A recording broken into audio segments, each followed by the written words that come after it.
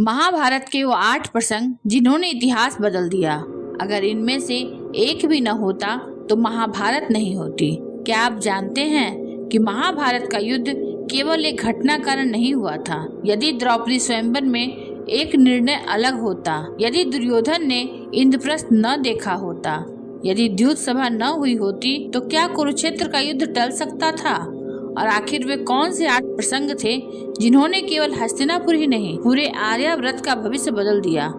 आज की कथा में हम महाभारत के उन 8 निर्णायक प्रसंगों की यात्रा करेंगे जिन्होंने इतिहास की दिशा ही बदल दी। द्रौपदी स्वयंवर, एक निर्णय जिसने युद्ध का बीज बो दिया। पांचाल राज्य में उत्सव का वातावरण था। राजा द्रुपद ने अपनी पुत्री द्रौपदी का स्वयंवर आयोजित किया था। दूर दूर से राजा और महारथी आए थे।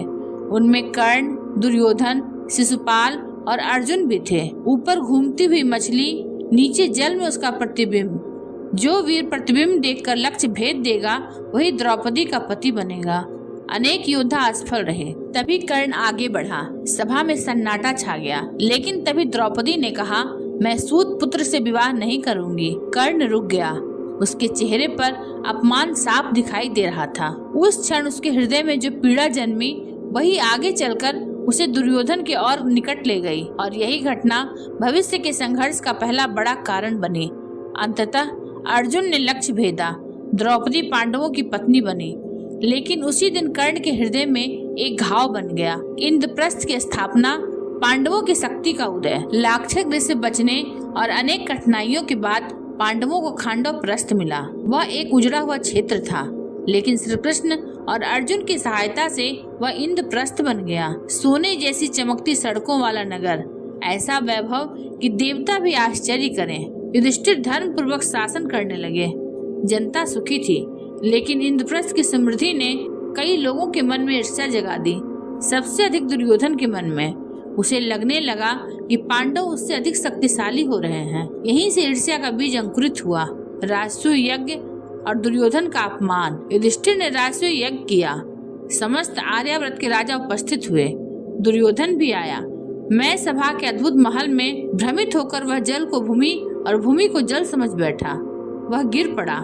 कहा जाता है कि उस क्षण हुई हंसी ने उसके अहंकार को गहरा आघात पहुंचाया।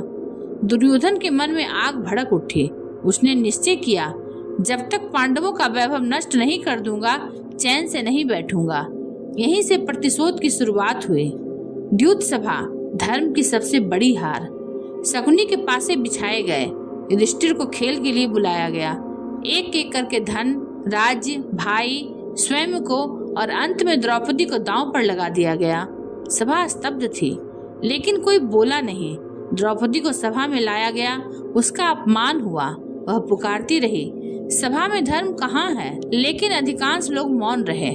यह वही क्षण था जब महाभारत का युद्ध लगभग निश्चित हो गया। द्रौपदी चीरहरण, अधर्म की पराकाष्ठा। दुशासन ने द्रौपदी का चीरहरण करने का प्रयास किया। द्रौपदी ने श्री कृष्ण को पुकारा और चमत्कार हुआ। चीर बढ़ता गया। दुशासन थक गया। लेकिन उस दिन भीम ने प्रतिज्ञा ली, मैं दुशासन का रक्त पीऊंगा। द्रौपदी ने प्रतिज्ञा ली, मैं खुले केस तभी बांधूंगी जब इस अपमान का बदला लिया जाएगा। यहीं से युद्ध केवल राजनीतिक नहीं रहा, वह व्यक्तिगत प्रतिशोध बन गया। जयद्रथ द्वारा द्रौपदी का अपहरण। वनवास के दौरान एक दिन जयद्रथ ने द्रौपदी को अकेला देखा। उसने उसका अपहरण कर लिया। जब पांडवों को पता चला तो वे क्रोधित हो उठे। अर्जुन और भीम ने उसका पीछा किया। जयद्रथ को पकड़ लिया गया। उसे जीवित छोड़ दिया गया। लेकिन यही जयद्रथ आगे चलकर अभिमन्यु की मृत्यु का प्रमुख कारण बना। यदि उस दिन यह घटना न हुई होती तो शायद अभिमन्यु का अंत भी अलग होता। अज्ञातवास और कीचक वध। अज्ञातवास के दौरान द्रौपदी विराट नगर में सैरंध्री बनकर रहती थी। कीचक उस पर बुरी दृष्टि रखता था। उसने बार बार उसका अपमान किया। द्रौपदी ने भीम से सहायता मांगी। रात्रि में भीम ने कीचक का वध कर दिया। इस घटना ने पांडवों के साहस और एकता को फिर सिद्ध कर दिया।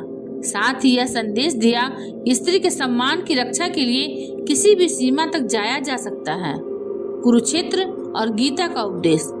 अंततः वह दिन आ गया। कुरुक्षेत्र में दोनों सेनाएं आमने सामने थी। अर्जुन अपने ही संबंधियों को देखकर विचलित हो गया। उसने गांडीव नीचे रख दिया। मैं यह युद्ध नहीं करूंगा। तभी श्री कृष्ण ने भगवत गीता का उपदेश दिया। उन्होंने अर्जुन को कर्म, धर्म, आत्मा और जीवन का ज्ञान दिया। यदि गीता का उपदेश न हुआ होता तो शायद अर्जुन युद्ध ही न करता और इतिहास की दिशा कुछ और होती। इतिहास बदलने वाले 8 प्रसंगों का रहस्य जब हम पीछे मुड़कर देखते हैं तो समझते हैं महाभारत एक दिन में नहीं हुई। वह हजारों छोटे बड़े निर्णयों का परिणाम थी।